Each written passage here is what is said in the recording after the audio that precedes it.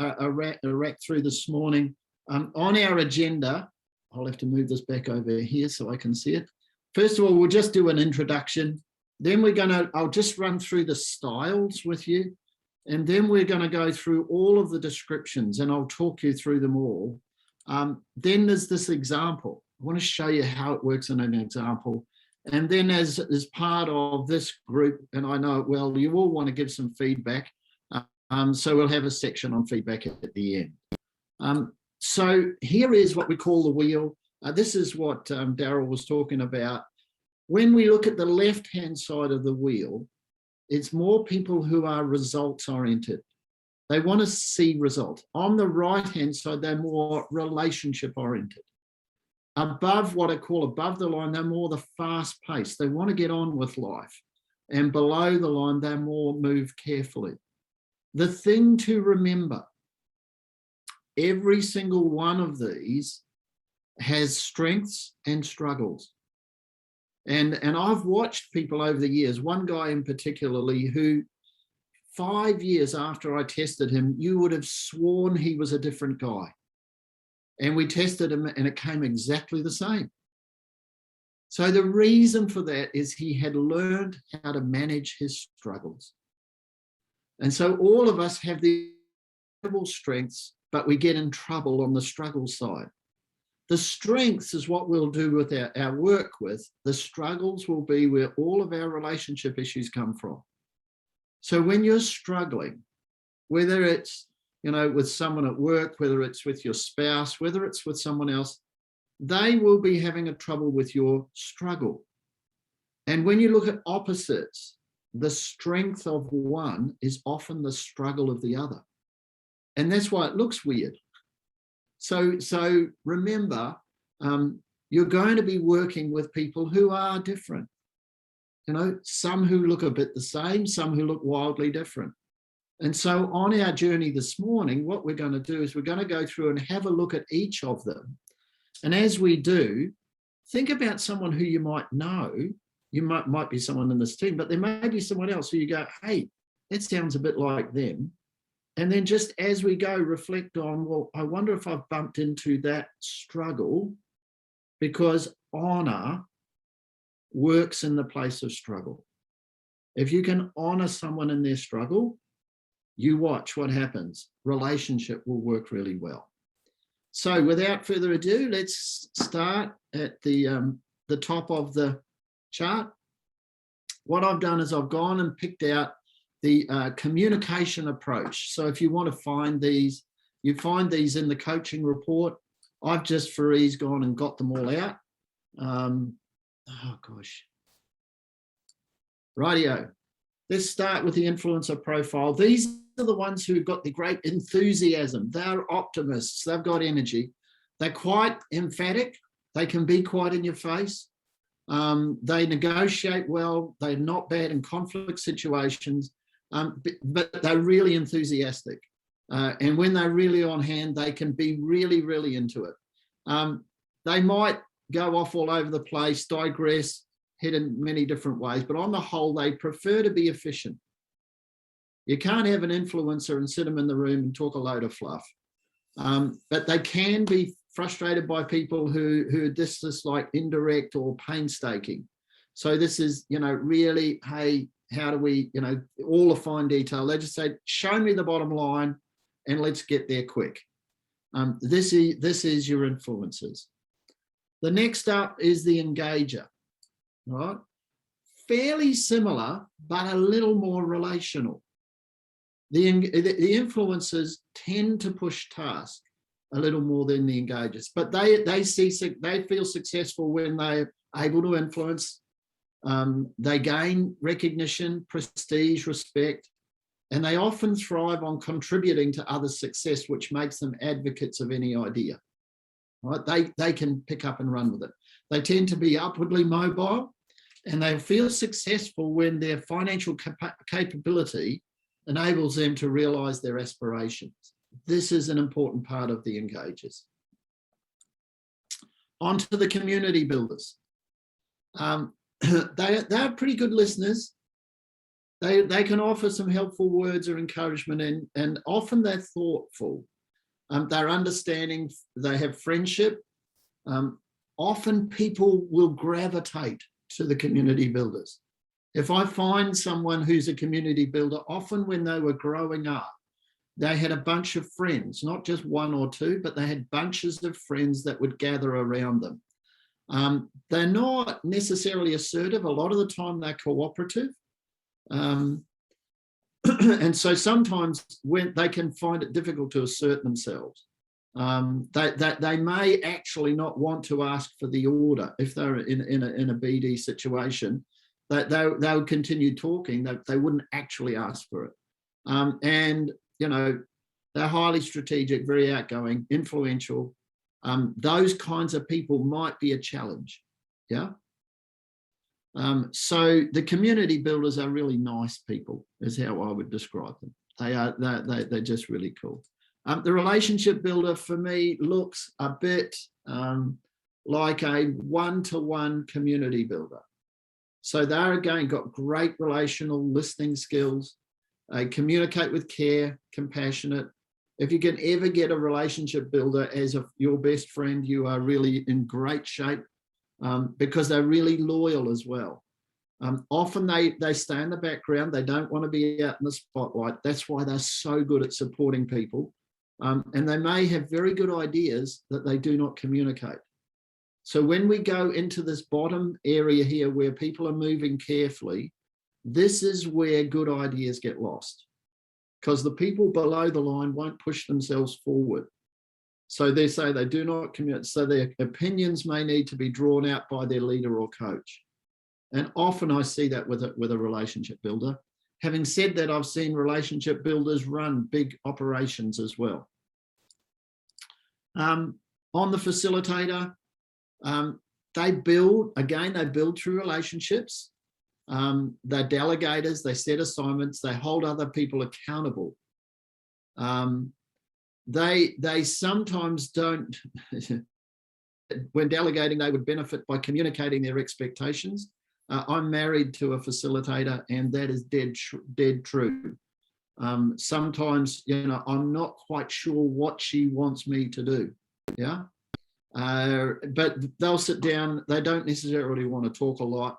And they can be sort of the tasky ones of this relational lot.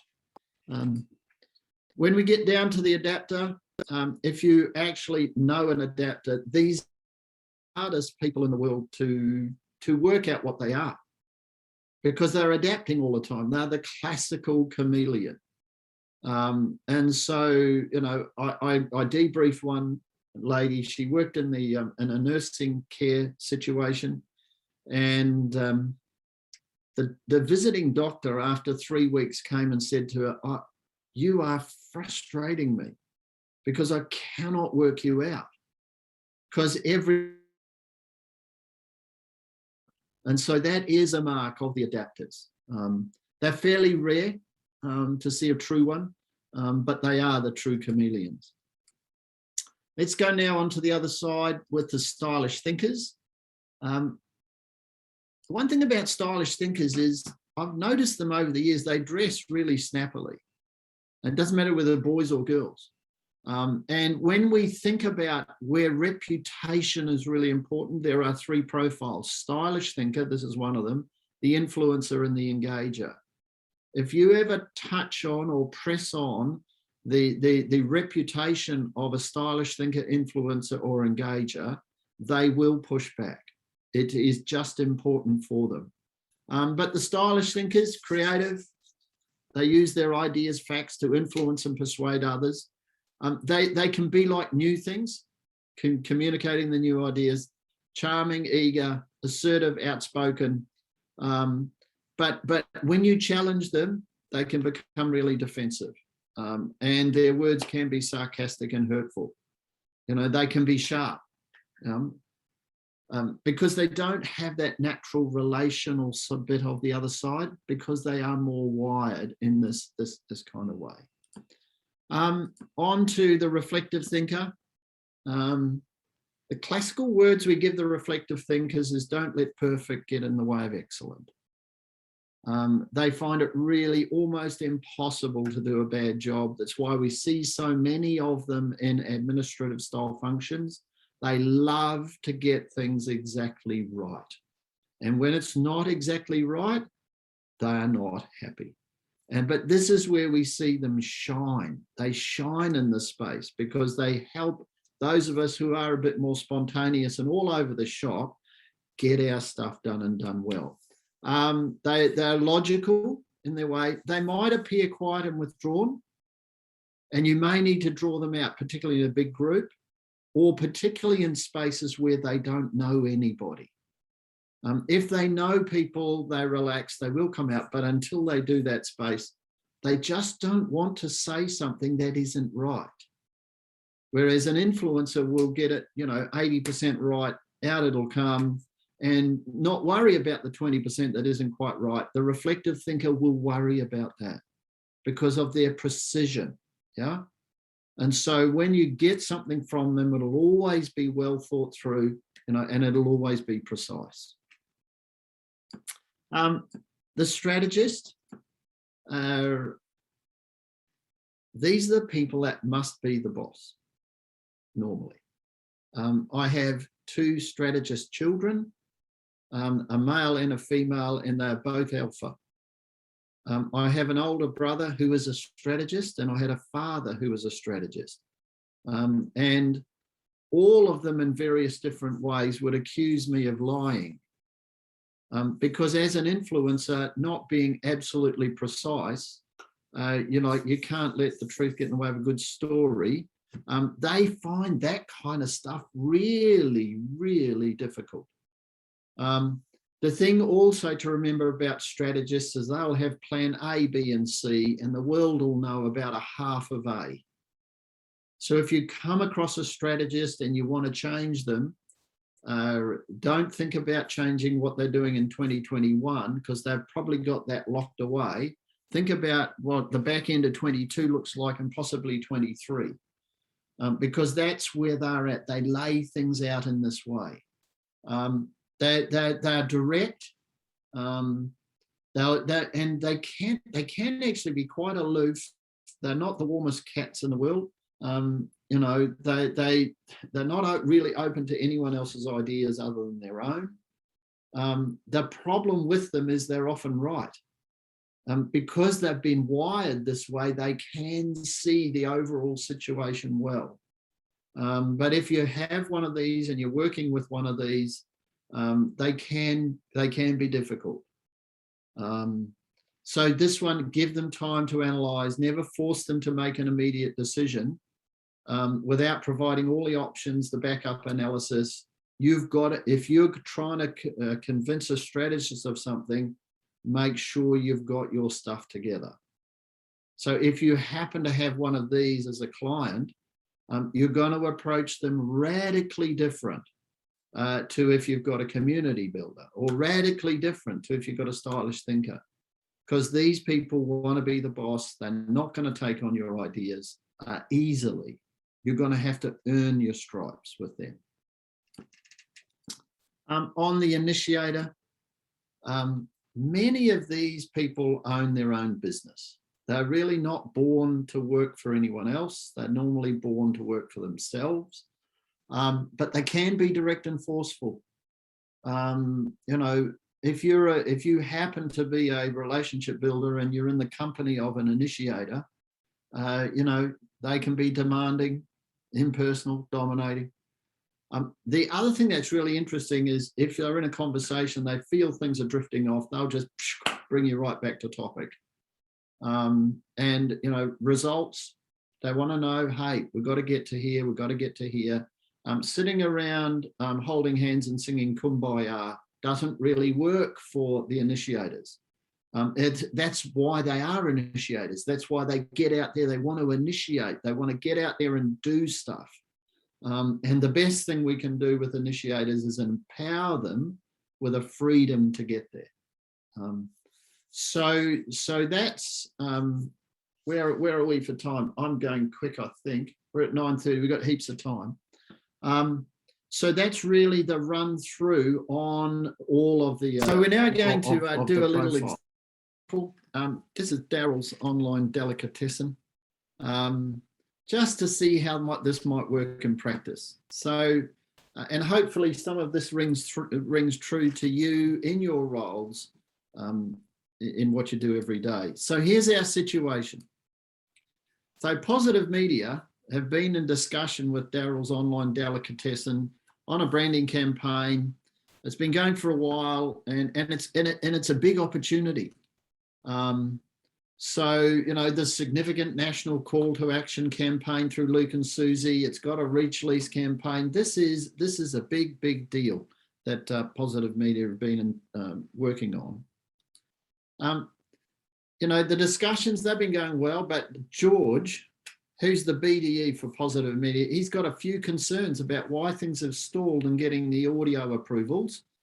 And now he's in a situation, the whole contract's running late. So poor old George, he's got a bit of a problem now.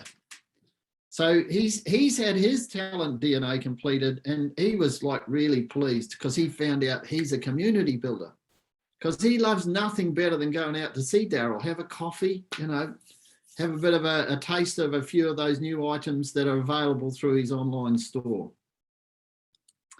But he's noticed recently that his calls to Daryl are going through the message bank. And when he does get through, Daryl seems a bit withdrawn and quick to get off the phone. So now poor old George, he really has got himself a problem. And what's even worse, he's got a one-on-one with the sales director coming up, and he's not sure what's he going to report, because his outgoing and friendly manner has never got him into this position before. He's never been in a situation where he can't talk his way through. He's never been in a situation where he's kind of hit a brick wall that his warm, friendly nature can't overcome. So that's our situation. Quite a tough one for poor old George. So how should George prepare for his one-to-one with the sales director? That's his first question. He's got to go in and report on this, and it's actually a big deal. It's not like, hey, it's just a business directory. This has got real big potential. Could even be as big as Eagle Outdoors. And, you know, what questions might he ask himself before he goes and does this? Yeah. And the last one, is there a likely profile that describes Daryl's behavior? And what could he learn from that? So what I'm trying to do here is, this is probably not where I would naturally go as a BDE, because I'd try and work out, okay, what's the contract? What's this? What's that? So I'm purposely trying to draw you all to say, hey, there is a behavioral side, and sometimes the way through is a behavioral way, not a logical way. Yeah. So does anyone want to have a go and say, what questions might he ask himself? Anyone want to have a go at that question?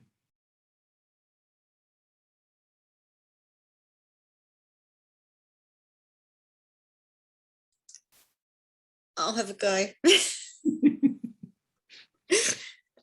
Not like my personality, is it, Andy? You're obviously with friends. Yes. He might want to ask himself, like sit down and reflect on what he has actually. I would be writing down, what have I tried? Why hasn't it? And why I think it hasn't worked? And then what else I could try. Mm-hmm. Before going into a meeting with my one-on-one sales director, I wouldn't want to go in without just going, I don't know why it didn't work, but I'd want to say what I have tried and what my next possible solutions might be. These are my ideas moving forward. What do you think? Yep. Rather than just coming back and going, I don't know what to do, or being defensive. Yeah. Anyone else on what questions he might ask himself?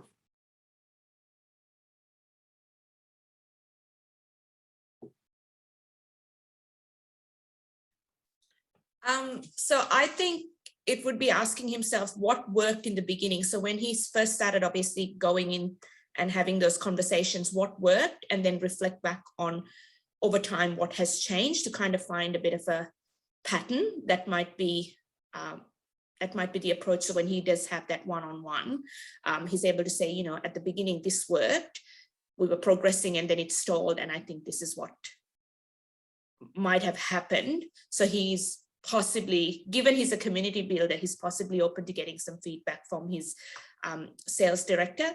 And I think the client's profile is a strategist. That's what I'm sensing.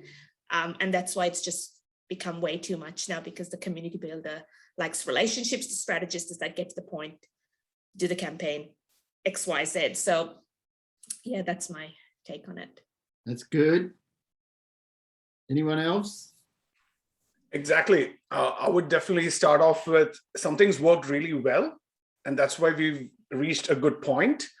What has deteriorated, or what opportunity or relationship did we maybe in the process between the community builder and the owner, that there could have been some instance that actually made it, so just going back to that point of time and kind of reflecting on what we could have done better. Yeah.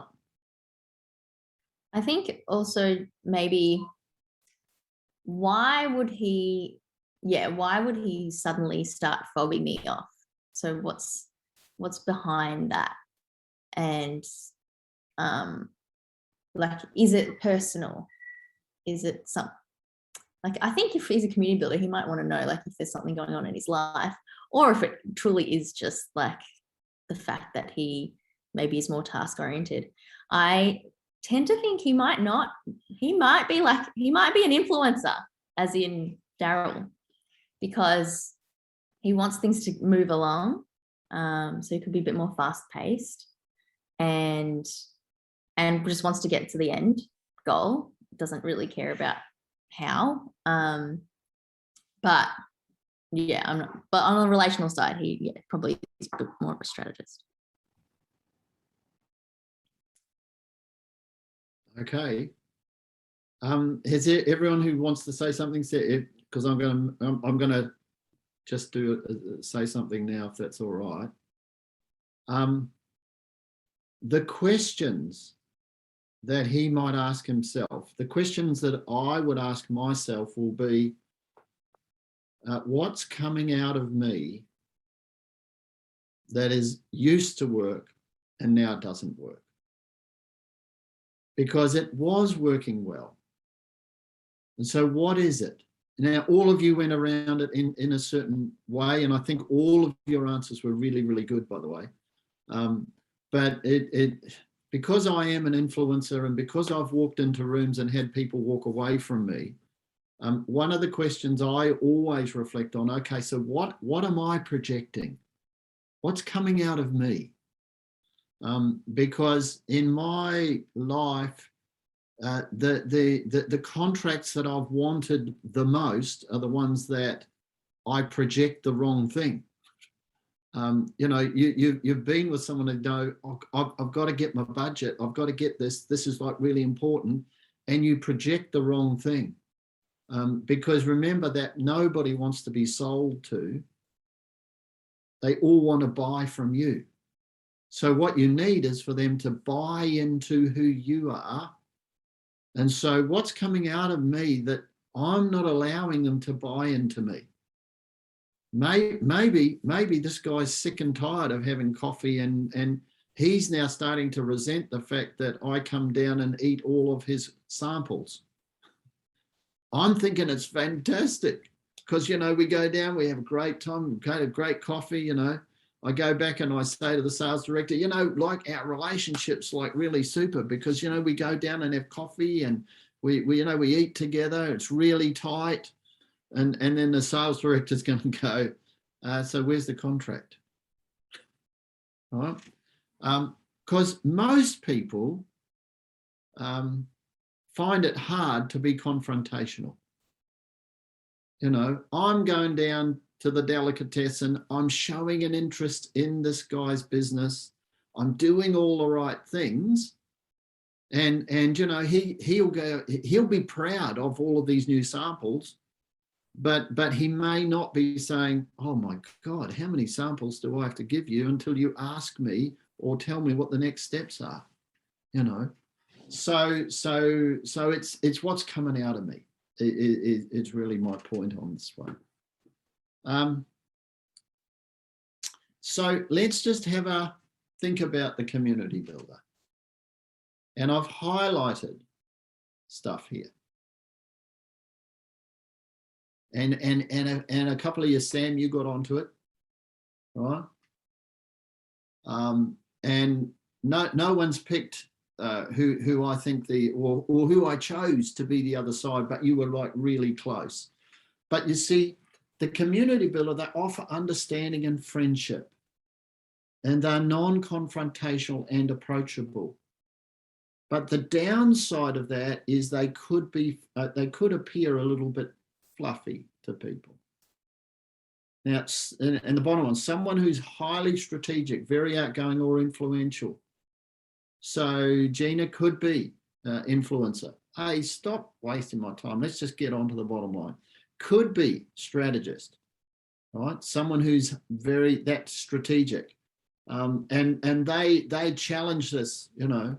And what you don't want is in a client meeting to sort of be openly challenged in a wrong way from the other side.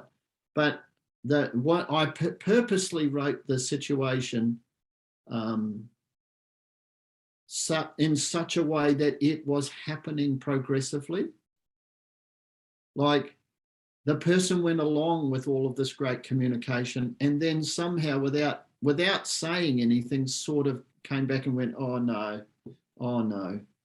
And I think an influencer probably would have said it.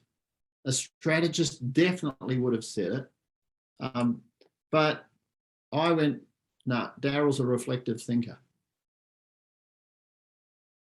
So how do they get there? They just slowly withdraw. And now the hardest thing is to find out where they're at. Because having got into this situation, this could be as simple as, I never told you this, but you know, I just ran into trouble with my bank and I don't have the money now. But they're not going to tell you. So when someone's doing that, it's how do I change my strategy? How do I move away, you know, from that? Now, if this person happened to be a strategist, you'd want to get in and get the thing done. If it was an influencer, you'd want to move in and get the thing done. But if you moved in to get it done and they're a reflective thinker, you're going to be chasing them till the cows come home. So it's just finding how and where and why. And as in every one of these examples, there's no right firm answer. You're dealing with people every day.